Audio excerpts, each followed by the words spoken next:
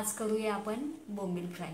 त्यासाठी मी हे पाव किलो बोंबील घेतलेले आहे आणि हे धने आणि जिऱ्याची पूड घेतलेली आहे, ही मिरची पावडर घेतली आहे, हे मीठ आहे आणि हा गरम मसाला आहे आणि हे पीठ घेतलंय मी गव्हाचं। बोंबील मसाले लावून घेतल्यानंतर पिठामध्ये आपण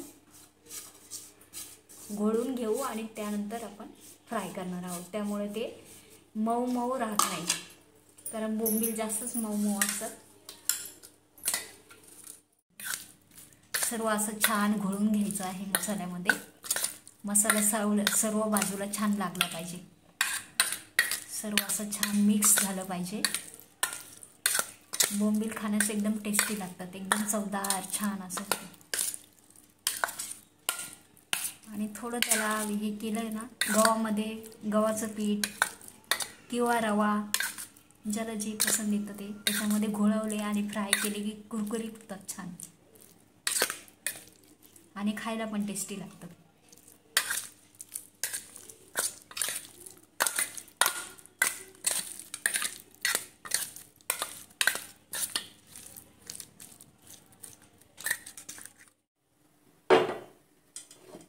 तव्यात मी 3 चमचे तेल टाकून घेतलेलं आहे।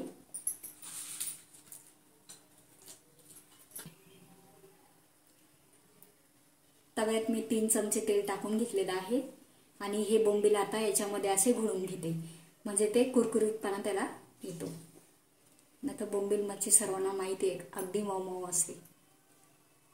सुरुवातीचा पीस मधोमध टाकते, कारण मध्ये लवकर तापले जातं ना, तवा मध्ये लवकर तापतो आणि किनारीला जरा वेळ लागतो।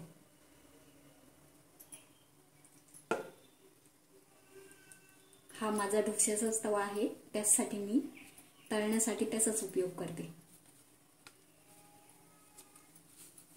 छान असे घोळून असे सर्व बाजूने ठेवून द्यायचे। बाकीच्या मच्छीला काही पीठ वगैरे नाही लावलं तरी चालतं, मसाल्यामध्ये होतात, पण हे बोंबील कसे मऊ मऊ असतात। A few moments later.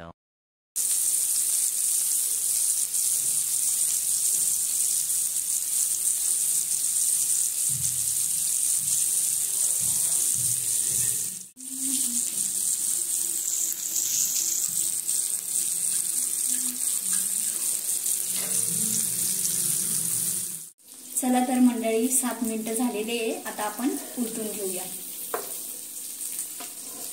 बघा ही बोंबील फ्राय आहे, तर मऊ मऊ असणारी मच्छी पण मस्त होती, कुरकुरीत छान पीठ लावल्यानंतर। तुमच्याकडे जे असेल ते तुम्ही लावा, रवा लावला तरी चालतो। जी झालेली आहे ती आपण उलटून घेऊ, जी थोडी बाकी आहे ती नंतर आपण उलटू। व्हिडिओ बघत असाल तर व्हिडिओला लाईक जरूर करा।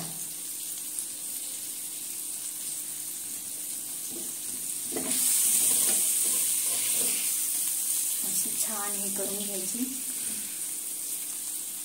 Very good.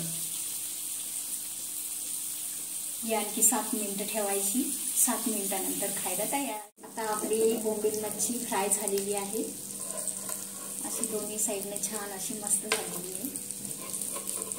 जर तुमचे हे गटगटे बोंबील बरोबर होत नसेल तर आपल्या इथे कमेंट करा, मी तुम्हाला टिप्स देते।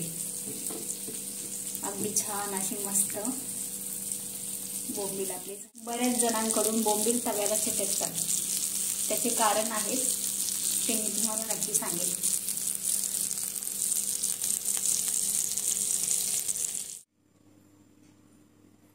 बोंबील फ्राय आपले झालेले आहे, छान मस्त असे क्रिस्पी झालेले आहे। बोंबील फ्राय आवडले असेल तर प्लीज लाईक, शेअर आणि कमेंट।